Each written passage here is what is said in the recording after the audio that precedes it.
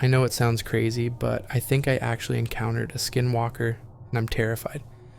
I haven't talked about it much because it still freaks me out, but I need to get it off my chest. I guess I'll just start from the beginning. I grew up in a small town in Colorado, surrounded by mountains and thick forests. We weren't too far from Denver, but it always felt like we were in our own little world. My parents own a cabin deep in the woods, a simple place we used to visit every summer. As I got older, life got busy, and those trips became less frequent. But last December, after a rough semester at college, I decided to head up there by myself.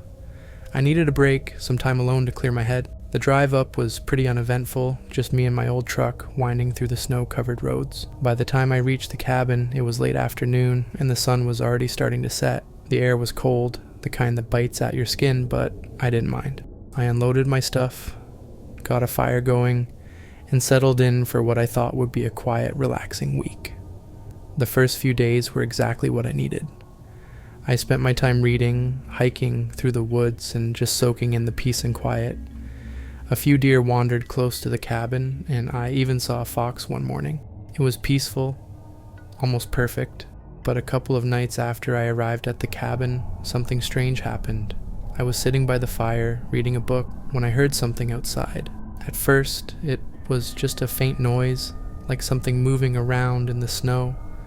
I figured it was just one of the deer, but the sound kept getting closer. It didn't sound like the usual crunching of snow under hooves. It was more deliberate, almost like footsteps, slow and careful. I tried to ignore it, telling myself it was nothing, but the sound kept circling the cabin. I started to get uneasy, so I went to the window to take a look. The moon was bright, lighting up the snow, but I didn't see anything out of the ordinary. The woods were still. The noise hadn't stopped. It was right at the edge of the clearing, moving slowly, deliberately. My heart started to race, and I couldn't shake the feeling that something was watching me. I grabbed the old rifle my dad kept in the cabin, just in case. I wasn't sure what I was planning to do with it, but it made me feel a little better. I went back to the fire, trying to focus on my book. I couldn't stop listening for the noise. After a while, it stopped and everything went silent.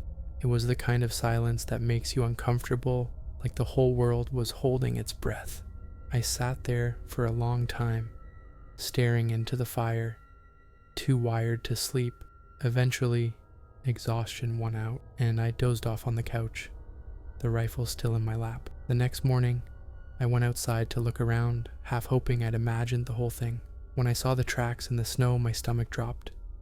They circled the cabin, and they weren't like any animal tracks I'd ever seen. They were big, almost human. The shape was wrong, long and narrow, with toes that were too long. I stared at them for a long time, trying to make sense of it, but nothing about them made sense. I decided to go for a hike to clear my head. The trail I took led up a small hill not too far from the cabin, and it was usually a nice walk. But this time, the further I went, the more uneasy I felt. It started as just a weird feeling in my gut, like I was being watched. It kept getting stronger. I kept looking over my shoulder, but there was nothing there, just trees and snow. I tried to shake it off, but I couldn't. Halfway up the hill, I saw something out of the corner of my eye. It was just a flash of movement, quick and subtle. It was enough to make me stop in my tracks. I stood there for a long time, staring into the trees, but I didn't see anything. I told myself it was nothing, maybe a rabbit or something, and started walking again. Now I was on edge, every sound making me jump. When I got back to the cabin, it was already starting to get dark. I went inside, locked the door, and tried to shake off the feeling that something was out there. I made dinner. I wasn't really hungry, and I kept catching myself glancing at the windows.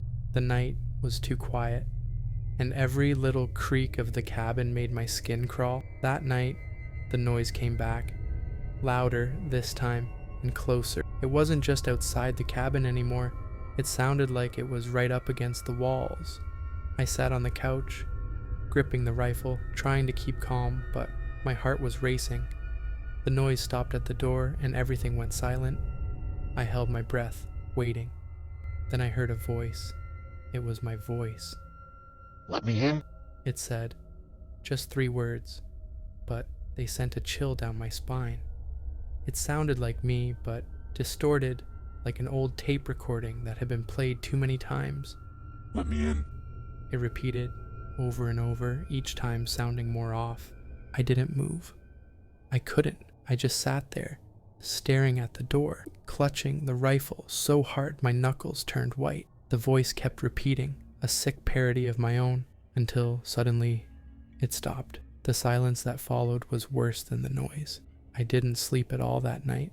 I just sat by the fire, waiting for something else to happen, but nothing did. When the sun finally came up, I felt like I'd been awake for days. I was exhausted, but I knew I couldn't stay there another night. I packed up my stuff as fast as I could, threw it in the truck, and got out of there.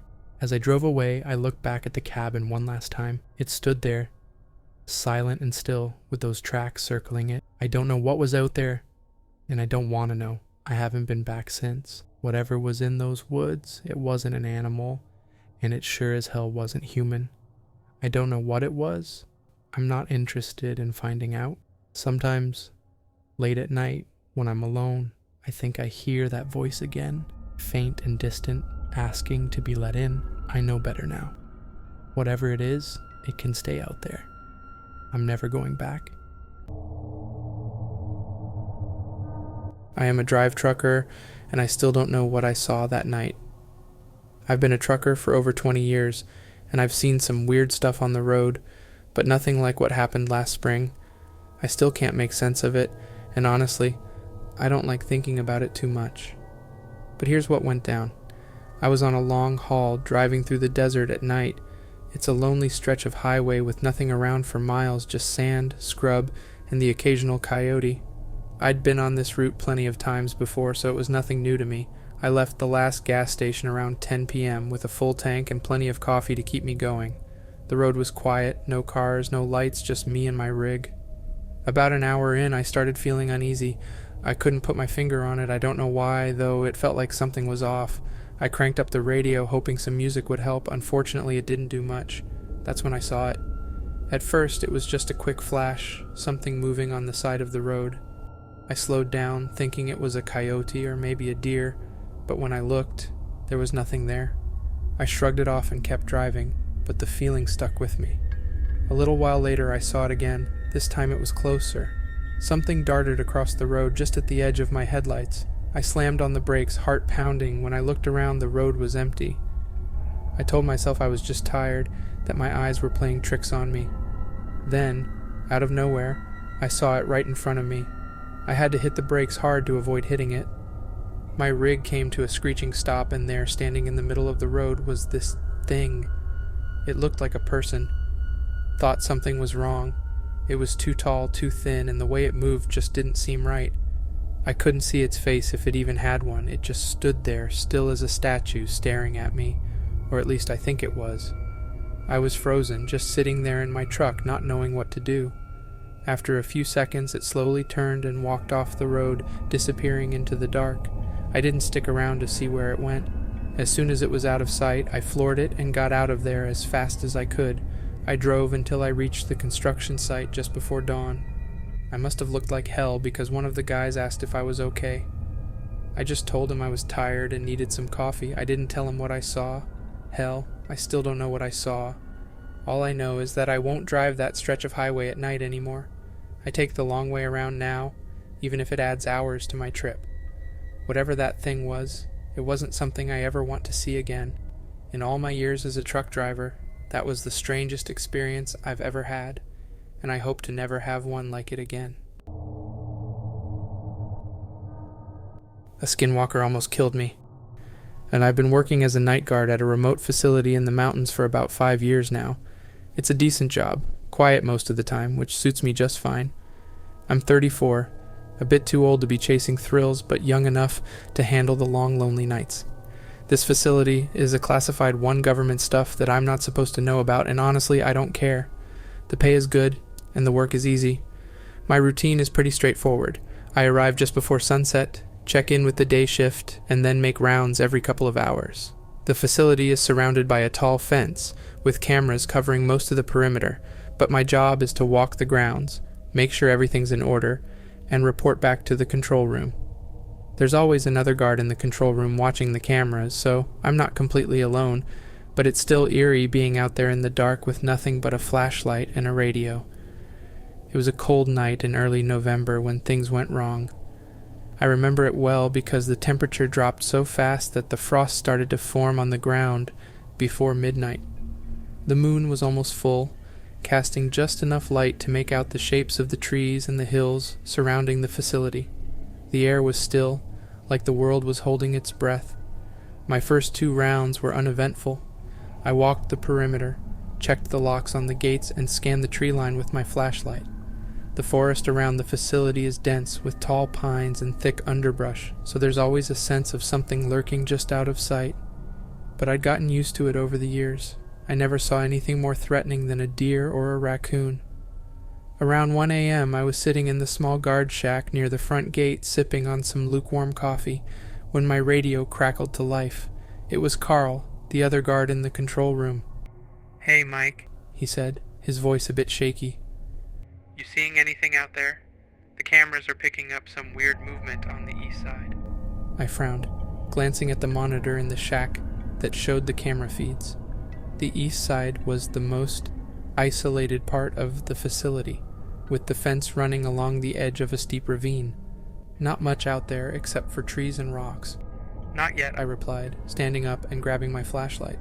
"I'll go check it out." As I stepped out of the shack, I felt a strange chill run down my spine. The air was colder than before, and the silence had become oppressive. No wind, no animals, nothing. Just the crunch of frost under my boots as I made my way to the east side. The closer I got to the ravine, the more uneasy I felt. My flashlight beam cut through the darkness, revealing the fence and the trees beyond it, but everything seemed off somehow. Like the shadows were deeper, the trees taller, and the night itself thicker. I reached the fence and stopped, listening.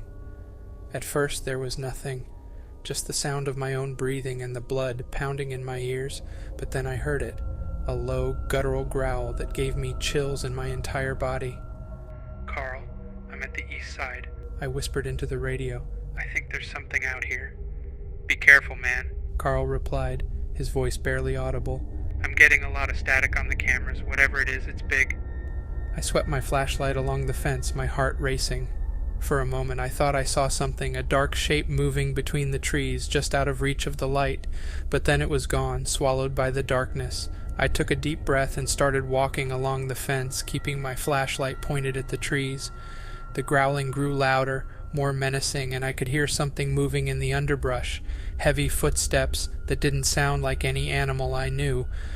Suddenly, the growling stopped, and the silence returned, even more suffocating than before. I froze, my flashlight flickering, as a feeling of dread washed over me.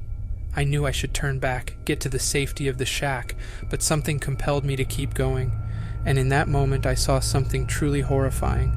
It stepped out from the trees just a few yards away from the fence. At first I thought it was a bear, but then I realized it was standing on 2 legs. It was tall, much taller than me, easily over 7 feet, with a hunched posture that made it look even more massive. Its skin was a sickly gray, stretched tight over long, sinewy limbs.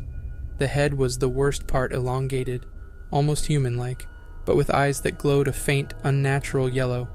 It didn't have a snout like a bear or a wolf, but a flat face with a mouth full of sharp, jagged teeth. And the smell... God, the smell was like rotting flesh and death. It made me gag, my stomach churning with fear and revulsion. The creature locked its eyes on me, and I could feel its hatred, its hunger. It wasn't just a wild animal, it was something evil, something ancient and malevolent. A skinwalker. I'd heard the stories, but I never believed them, not until now. I stumbled back, my hand shaking so badly that the flashlight beam wavered. The creature took a step closer, its long claws scraping against the metal fence. It was testing the barrier, and I knew it wouldn't hold for long. "Carl," I yelled into the radio. "Get someone out here. There's something out here, and it's coming for me." But there was no response, just static. The damn radio had cut out. Panic surged through me as the creature let out a low, rumbling growl, the sound vibrating in my chest. I turned and ran, my boots slipping on the frosty ground. I could hear it behind me, crashing through the underbrush, moving faster than anything that size should be able to. I made it back to the shack, slamming the door shut and locking it. My breath came in ragged gasps as I grabbed the shotgun from the rack on the wall. The shack was reinforced, meant to withstand a lot, but I wasn't taking any chances. The creature reached the shack, and I could hear it scratching at the walls, the sound like nails on a chalkboard. I aimed the shotgun at the door, my finger on the trigger, ready to fire at the first sign of movement. For a moment, everything went quiet again, and I thought maybe it had given up, but then the door buckled under a heavy blow. The metal dented inward, and I could see those glowing eyes staring at me through the crack. I fired, the blast deafening in the small space. The door blew off its hinges, but the creature barely flinched. It snarled, stepping through the doorway, its body filling the small room with its bulk. I fired again, this time hitting it square in the chest. It howled in pain, a sound that pierced my ears and rattled my bones. Dark, thick blood oozed from the wound, but it wasn't enough to stop it. The creature lunged at me, its claws slashing through the air. I dodged to the side, but it caught my arm, tearing through my jacket and into my flesh. The pain was blinding, but I managed to keep hold of the shotgun. I knew I had one shot left. If I didn't kill it now, I was dead. The creature reared back, preparing to strike again, and I aimed for its head. I squeezed the trigger, and the blast hit it right between the eyes. The creature let out a final agonized roar before collapsing to the ground, twitching violently before going still. I stood there panting, blood dripping from my arm onto the floor. The smell of gunpowder and death filled the shack, and I could barely process what had just happened. My entire body was trembling, the adrenaline slowly wearing off, leaving me weak and nauseous. After what felt like an eternity, I staggered outside, needing to get away from the suffocating stench. The cold air hit me like a slap, but it helped clear my head a little. I grabbed my radio, praying it would work this time. Carl, it's dead. The thing is dead. There was a long pause, and I thought maybe the radio was still broken, but then Carl's voice came through, shaky and terrified. Mike, we saw it on the cameras. Jesus Christ, what the hell was that thing? I don't know, but it's over. Get someone out here to take care of it. I collapsed against the fence, the cold seeping into my bones. My arm was throbbing, blood soaking through the makeshift bandage I'd wrapped around it, but I didn't care.